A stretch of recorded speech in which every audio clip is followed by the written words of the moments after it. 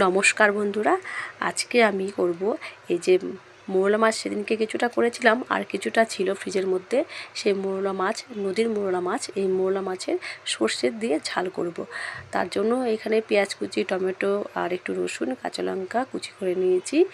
এই মাছগুলো অল্পই আছে, তো সর্ষের তেল ভালো করে গরম করে নিয়েছি আর একটু কালো জিরে ফোড়ন দিয়ে দিলাম। মাছগুলো আমি একসাথে ভেজে নিচ্ছি, সব হালকা করে ভাজবো, কেননা এটা সর্ষে দিয়ে করবো তো। আর সর্ষে দিয়ে রান্না, যে কোনো রান্না একটু হালকা ভাজা করলেই খেতে ভালো লাগে, বেশি কড়া হয়ে গেলে আবার ভালো লাগে না।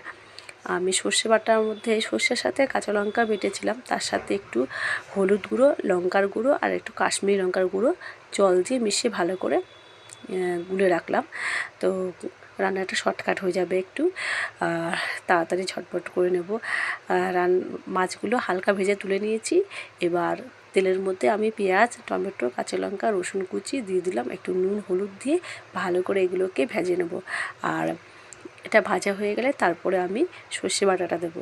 সর্ষে বাটার এবার দিয়ে দিলাম, ভাজা হয়ে গেছে, হালকা ভেজে নিয়েছি। এবার সব মশলা একসাথে ভালো করে কষিয়ে নেব। আগের দিন এটা পেঁয়াজ দিয়ে করেছিলাম, তো তাই একটু আজকে ভাবলাম একটু সর্ষে বাটা দিয়ে করি, তো ভালো লাগবে খেতে। দু রকমের টেস্ট পাওয়া যাবে, মানে দু রকমের একটা স্বাদ, যে আলাদা একটা স্বাদ পাবো, ওই জন্য এটা সর্ষে বাটা দিয়ে করছি। সর্ষেটা ভালোভাবে ভাজা হয়ে গেছে, খুব বেশি ভাজা দরকার নেই, সর্ষেটা বেশি ভাজলে আবার তেতো হয়ে যাবে। তো অল্প একটু জল দিয়ে দিচ্ছি, বেশি জল দেবো না, হালকা মানে একটু সামান্য একটি গ্রেভি থাকবে সেরকম জল দিচ্ছি।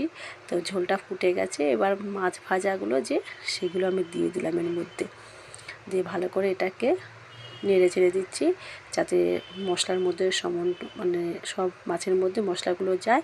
আর যেহেতু সর্ষে রান্না, তো তাই উপর দিয়ে একটু কাঁচা সর্ষের তেল দিলাম আর একটু ধনেপাতা কুচি দিয়ে এটাকে নামিয়ে দেবো।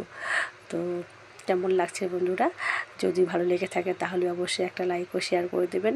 আর খেতে কিন্তু অসাধারণ হবে এটা। তো আপনারাও বাড়িতে এভাবে বানিয়ে খাবেন, ভালো লাগে খেতে। আর মাছগুলো তো মানে বেশ নরম, তো বাচ্চারাও খেতে পারবে। তো ঠিক আছে, সবাই সাবধানে থাকবেন, আসছি, টাটা।